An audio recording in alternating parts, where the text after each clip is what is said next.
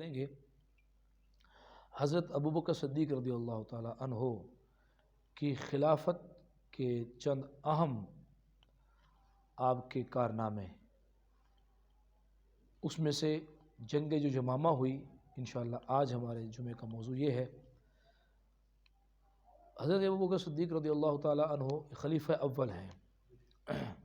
حضور نبی کریم صلی اللہ علیہ وسلم نے اپنی زندگی ہی میں انہیں مصلی امامت پر کھڑا فرمایا اور 17 روز تقریباً انہوں نے مسجد نبوی شریف میں حضور نبی کریم صلی اللہ علیہ وسلم کے مصلی پر امامت فرمائی ہے۔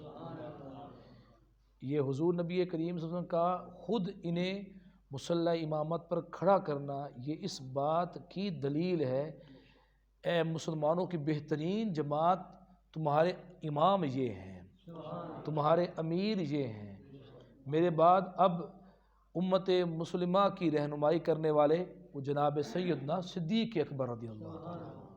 تو اس لیے تمام اہل سنت کا، تمام مسلمانوں کا، امت کا اس پر اجماع رہا ہے کہ سیدنا صدیق اکبر رضی اللہ تعالی عنہ خلیفہ اول ہے۔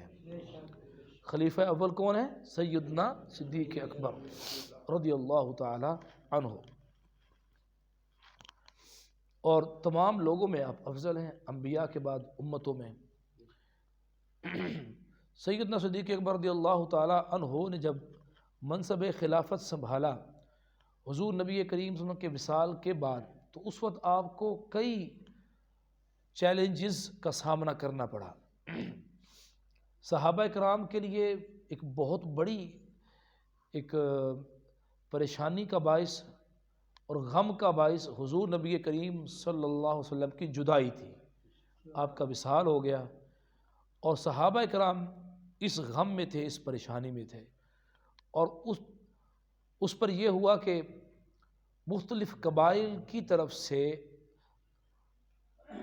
عجیب و غریب قسم کی خبریں آ رہی تھی۔ کہیں سے خبر آتی کہ فلاں قبیلہ مرتد ہو گیا، فلاں قبیلہ بھی مرتد ہو گیا، انہوں نے اسلام کو چھوڑ دیا، اور فلاں قبیلے نے زکوٰۃ دینے سے انکار کر دیا۔ اور سب سے بڑا جو فتنہ تھا سیدنا صدیق اکبر رضی اللہ تعالی عنہ کے دور خلافت میں، وہ تھا منکرین ختم نبوت کا فتنہ۔ یہ سب سے بڑا فتنہ تھا۔ تو ان تمام فتنوں کی سرکوبی کی حضرت سیدنا صدیق اکبر رضی اللہ تعالی عنہ نے۔ آپ نے جو مرتدین تھے ان کے خلاف بھی آپ نے جہاد کے لیے صحابہ کرام کے لشکر روانہ کیے، ان کے ساتھ جنگیں ہوئیں، اور کئی قبائل نے تو اطاعت قبول کر لی اور اسلام قبول کیا۔ اور جو منکرین زکوٰۃ تھے ان کے بارے میں آپ نے جب لشکر روانہ کیا تو آپ کو کہا گیا کہ یہ آپ ایسوں کے خلاف تلوار اٹھائیں گے جو کلمہ پڑھنے والے ہیں، جو اللہ اور اس کے رسول کو ماننے والے ہیں، جو آخرت پر ایمان رکھنے والے ہیں، جو نماز پڑھنے والے ہیں، جو حج کرنے والے ہیں، جو روزہ رکھنے والے ہیں، صرف زکوٰۃ کا ہی انکار کیا ہے۔ تو آپ نے فرمایا جو نماز اور زکوٰۃ میں فرق کرے گا میں اس کے خلاف جہاد کروں گا۔ جو حضور کے زمانے میں ایک بکری کا بچہ یا ایک بکری کے گلے میں جو رسی ہے وہ بھی زکوٰۃ کے مد میں بنتی تھی تو دیتا تھا تو میں بھی اس سے وصول کروں گا۔ تو نماز اور زکوٰۃ کے درمیان فرق نہیں ہونے دوں گا۔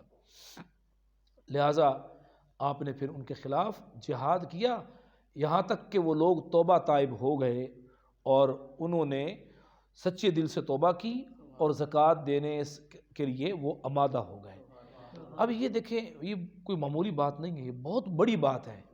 اگر سیدنا صدیق اکبر رضی اللہ تعالیٰ عنہ کمپرومائز کر جاتے ہیں اور آپ کہتے ہیں ابھی تو یہ لوگ نئے نئے مسلمان ہوئے ہیں، چلو چھوٹ دے دیتے ہیں یا ان کو سمجھاتے ہیں، تو کیا ہوتا؟ کچھ ہی عرصے بعد لوگ نماز کا انکار کر دیتے، لوگ حج کا انکار کر دیتے، جو ہماری ایک اسلام کے شاعر ہیں، جو ایک اسلام کی جو پہچان ہے، وہ ایک چند ہی عرصے بعد جو ہے وہ اسلام کی شناخت ہی ختم ہو جاتی۔ یعنی ایسا ہوتا۔ یہ سیدنا صدیق اکبر رضی اللہ تعالی عنہ ہیں جنہوں نے اتنا بڑا سٹینڈ لیا، اور شروع دن سے آپ اسی موقع پر کھڑے رہے اور اسلام کا آپ نے دفاع کیا۔ الحمدللہ جیسا اسلام ہمارے آقا نے صحابہ کو سکھایا وہی اسلام الحمدللہ ہم تک پہنچا ہے۔ یہ بہت بڑی بات ہے، آپ اس پہ غور و خوض کریں۔ یہ حضرات شیخین کریمین، خلفائے راشدین، صحابہ کرام علیہم رضوان کی قربانیاں ہیں کہ انہوں نے وہ سچا سچا کھرا پیور اسلام حضور سے لے کر تابعین، تابعین نے تبا تابعین، اور یوں چلتے چلتے الحمدللہ یہ آج ہم تک پہنچا ہے۔ الحمدللہ الحمدللہ اللہ کا شکر ہے، اللہ کا کرم ہے کہ الحمدللہ ہم مسلمان ہیں اور حضور کا فیضان ہمیں مل رہا ہے۔ الحمدللہ تو میں بات کر رہا تھا کہ ان تمام بڑے بڑے فتنوں میں سب سے بڑا فتنہ جو تھا وہ تھا منکرین ختم نبوت کا فتنہ۔ انہوں نے حضور نبی کریم صلی اللہ تعالیٰ علیہ وسلم کے وصال کے بعد نبوت کا اعلان کر دیا۔ ان میں ایک تھا اسود انسی تھا، ایک طلیحہ اسدی تھا، اور ایک عورت بھی تھی سجاہ نامی۔ اس نے کہا کہ میں بھی نبیہ ہوں معاذ اللہ۔ اور سب سے بڑا فتنہ جو تھا وہ تھا مسیلمہ کذاب کا۔ تو سیدنا صدیق اکبر رضی اللہ تعالیٰ نے ان جھوٹے مدعیان نبوت کے لیے بھی سرکوبی کے لیے صحابہ کو روانہ کیا، اور بالخصوص چونکہ یہ بڑا فتنہ تھا، بہت بڑا قبیلہ اس کا تھا، اور بہت بڑے لوگ اس کے گرد جمع ہو گئے تھے مسیلمہ کذاب کے، تو آپ نے ایک لشکر روانہ کیا، لیکن اس لشکر کو کامیابی نہ مل سکی کیونکہ بہت بڑا لشکر تھا اس کے پاس، بہت بڑی سپاہ تھی، بہت بڑے لوگ جمع کر لیے تھے، اور اس نے لوگوں کو فریب دیا کہ ہم جو ہے ان کے مقابل کھڑے ہوں گے اور ہم اپنی حکومت بنائیں گے۔ تو لوگ سیاسی لحاظ سے اس کے پیچھے چلے، جو اس کو انہوں نے نبی مانا نا وہ سیاسی اعتبار سے مانا، ایک قبائلی عصبیت جسے کہتے ہیں کہ ہمارا قبیلہ آگے آئے اور عرب پر ہماری حکمرانی ہو۔ کوئی لوگ اس کو سچا نبی نہیں سمجھتے تھے، یہ بات ذہن میں رکھیں، لوگ اس کو سمجھتے تھے کہ اس نے جھوٹی نبوت کا دعویٰ کیا صرف اس لیے کہ چلیں کسی طریقے سے یہاں پر ہماری ایک سیاسی غلبہ ہمیں مل جائے، ہمارے قبیلے کو عرب کے اندر کوئی مقام و مرتبہ مل جائے، کوئی ہمیں حکومت مل جائے۔ تو پہلا لشکر روانہ کیا تو وہ کامیابی حاصل نہ کر سکا، پھر آپ نے ایک لشکر اور روانہ کیا تو وہ لشکر بھی کامیاب نہ ہو سکا۔ تو جب آپ کو پتہ چلا تو آپ نے کہا واپس نہیں آنا، وہیں ٹھہرے رہو، رکے رہو۔ حضرت سیدنا خالد بن ولید رضی اللہ تعالیٰ عنہ کسی اور مہم میں تھے، آپ نے فرمایا کہ فوراً مسیلمہ کذاب کے مقابلے کے لیے چلے جاؤ۔ تو جناب سیدنا خالد بن ولید رضی اللہ تعالیٰ عنہ جو سیف اللہ ہیں، جو اللہ کی تلوار ہیں، جن کے بارے میں ملتا ہے کبھی انہوں نے میدان جنگ میں پیٹھ نہیں دکھائی، کبھی شکست نہیں کھائی، ہر میدان میں کامیاب ہوئے ہیں، ہر جنگ جیتی۔ جس جنگ میں حضرت خالد بن ولید رضی اللہ تعالیٰ عنہ شامل ہوئے، اللہ تبارک و تعالیٰ نے مسلمانوں کو تاج بھی عطا فرمایا ہے، تخت بھی عطا فرمایا ہے، پرچم اسلام کو سر بلند فرمایا۔ یہ وہ اللہ کی تلوار سیف اللہ حضرت خالد بن ولید رضی اللہ تعالی عنہ، ان کو بھیجا۔ جب وہاں پر آپ پہنچے تو لشکر سارا مل کر ہو چکا تھا تقریباً 13,000، بعض نے کچھ زیادہ بھی لکھا ہے کم بھی لکھا ہے، تقریباً 13,000 یہ مسلمانوں کا لشکر تھا۔ اور جناب سیدنا صدیق اکبر رضی اللہ تعالی عنہ نے تمام جو بڑے بڑے صحابہ تھے مدینہ میں بھیجے، سب سے کہا کہ سب چلو، چونکہ ایشو بہت بڑا ہے، مسئلہ بہت بڑا ہے، ختم نبوت کا معاملہ ہے۔ اس نے مسیلمہ کذاب نے نبی ہونے کا دعویٰ کیا ہے، تو ابو بکر زندہ ہو اور کوئی ختم نبوت پر ڈاکہ ڈالے، یہ کیسے ہو سکتا ہے؟ یہ کیسے ہو سکتا ہے؟ ابو بکر جو ہر مرحلے میں حضور کے ساتھ ہوں، سفر میں ساتھ ہوں، حضر میں ساتھ ہوں، غار میں ساتھ ہوں، ہر مرحلے میں ساتھ ہوں، وہ کیسے برداشت کر سکتے ہیں کہ حضور کے ہوتے ہوئے کوئی کذاب یہ کام کرے؟ تو فرمایا یہاں تک کہ جو بدری صحابہ تھے، غزوہ بدر میں شرکت کرنے والے، جن کا بڑا پروٹوکول تھا، اور جب بعد میں جنگیں ہوتی تھی نا تو ان صحابہ کو نہیں بھیجتے تھے، جو نئے مسلمان ہونے والے یہ بعد کے صحابہ ہیں ان کو بھیجا جاتا تھا جنگوں کے اندر۔ یہ ان کی عزت اور توقیر تھی بدری صحابہ کی، لیکن فرمایا گیا کہ بدری صحابہ بھی جائیں گے، اور بدری صحابہ نے خود کہا کہ یہ کوئی عام مشن نہیں ہے، یہ بہت بڑا مشن ہے، بہت بڑا معرکہ ہے، ہم خود جائیں گے۔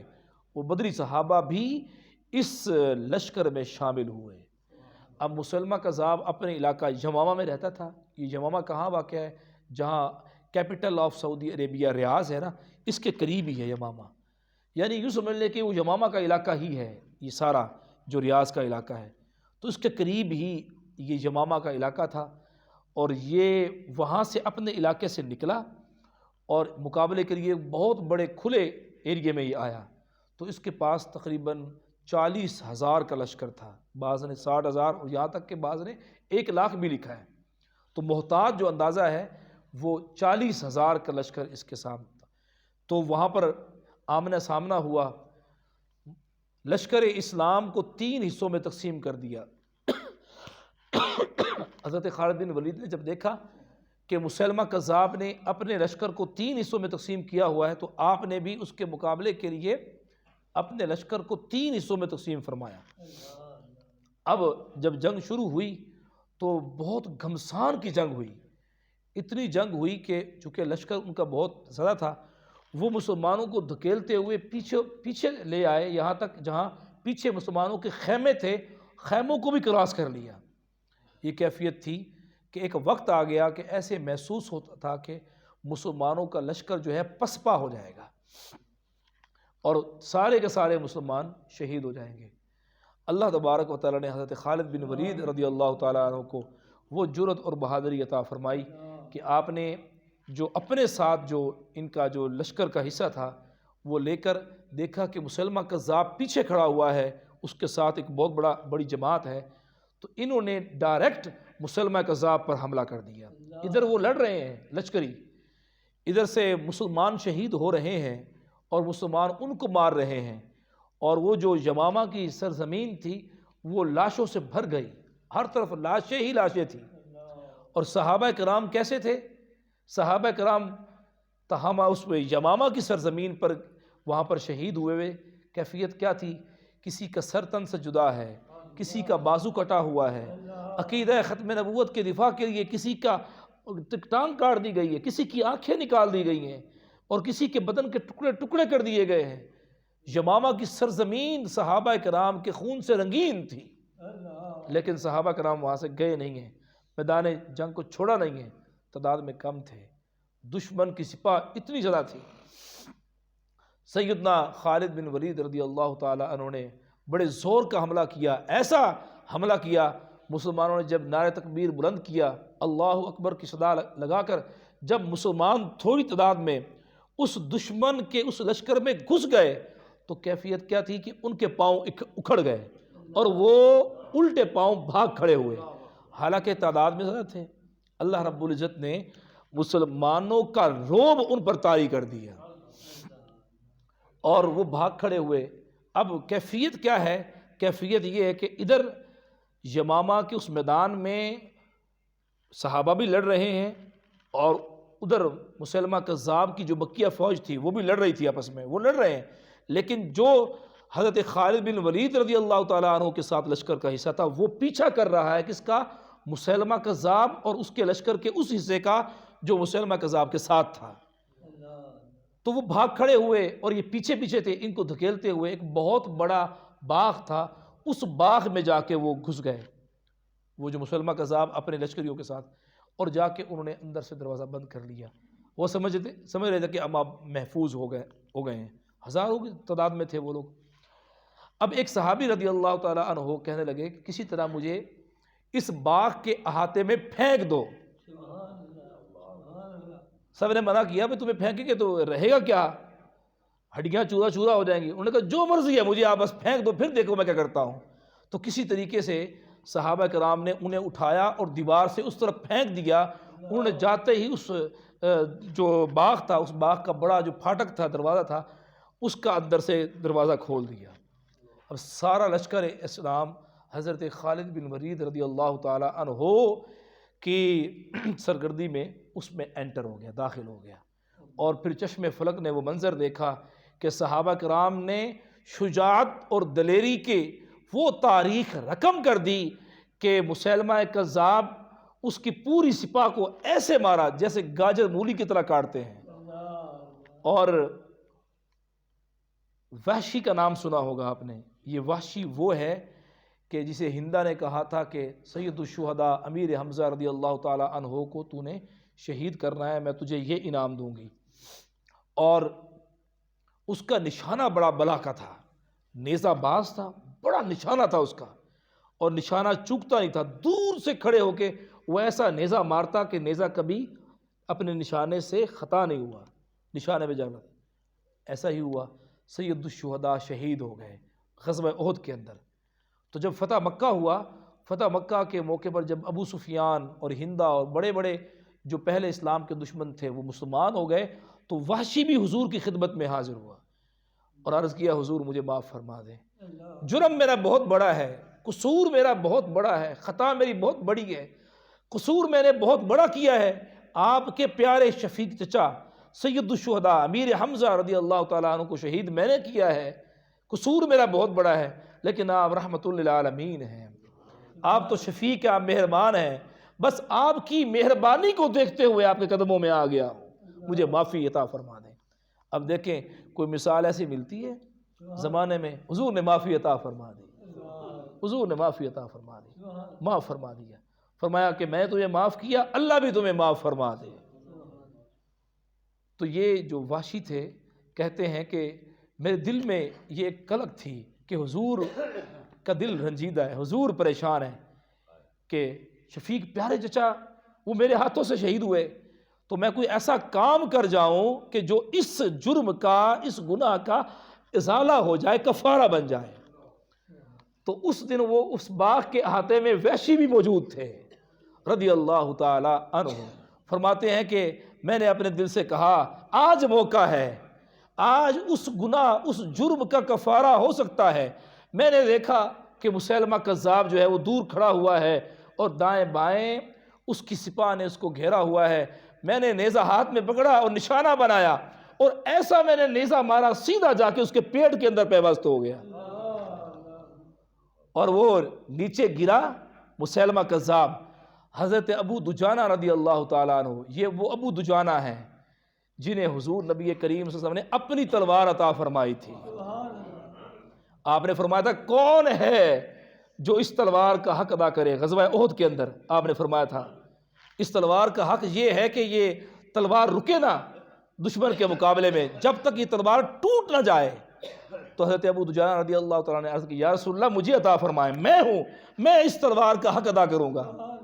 تو ابو دجانہ رضی اللہ تعالیٰ عنہ لپ کے جیسے چیتا اور شیر پڑتا ہے چپٹ کے آپ وہاں پر پہنچے، اور ایسے جیسے بجلی چمکتی ہے مسلمہ کذاب کا سر اس کے جسم سے الگ کر دیا، نیزہ مارا وحشی نے، اور ابو دجانہ رضی اللہ تعالیٰ عنہ نے اس بدبخت کو جہنم میں پہنچا دیا، اور وہیں پر اسی وقت حضرت ابو دجانہ رضی اللہ تعالیٰ عنہ بھی جام شہادت نوش فرما گئے۔ یہ اللہ رب العزت نے اتنی بڑی کامیابی مسلمانوں کو عطا فرمائی کہ سیدنا ابو بکر صدیق رضی اللہ تعالیٰ عنہ کے دور میں مسیلمہ کذاب نبوت کا دعویٰ کرنے والا فی النار ہوا، اور منکرین ختم نبوت کا یہ فتنہ تھا یہ ختم ہوا۔ یہ سیدنا ابو بکر صدیق رضی اللہ تعالیٰ عنہ کا بڑا عظیم کارنامہ ہے، بڑا عظیم کارنامہ ہے۔